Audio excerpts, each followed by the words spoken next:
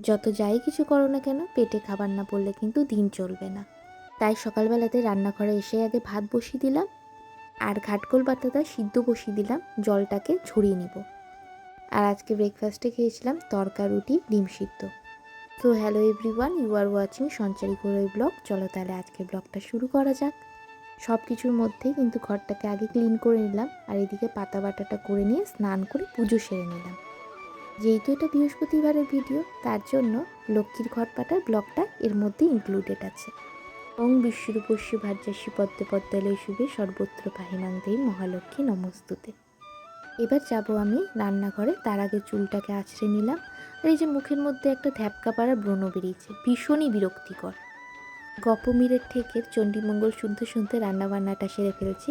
আজকে রান্না করেছিলাম ডিম। তো ডিমটা একটু অন্য পদ্ধতিতে করেছিলাম। এটা অনেক আগেকার দিনের মাসি দিদিমারা রান্না করতো।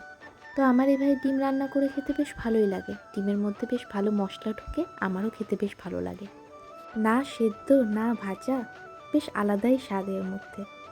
আর বিশ্বাস করো, ডিমের কিন্তু কোনো আষ্টে গন্ধ এই ঝোলটার মধ্যে ছড়ায় না।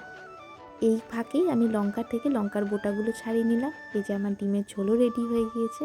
এ দেখো, যে ডিমগুলো আমি ভেঙে দিয়েছিলাম সেগুলো এরকম আকৃতি ধারণ করেছে। বাইরে বেশ হাওয়া বইছে, ওয়েদারটাও একটু ঠান্ডা ঠান্ডা হয়ে আছে।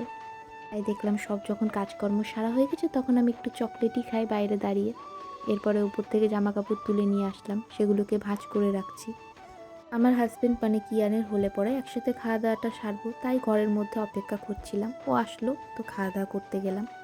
আজকে দুপুরের খাওয়া দাওয়ার পর সন্ধেবেলায় টানা ঘুম দিয়ে উঠে সন্ধে দিলাম। আমি যখন সন্ধে দিই তখন ঠাকুর পুজোর সাথে সাথে বাসি ফুলগুলোও তুলে রেখে দিই।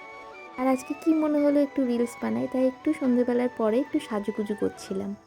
আসলে আমি নিজেকে যতটা ব্যস্ত রাখি আমার মনটাও ততখানি ভালো থাকে।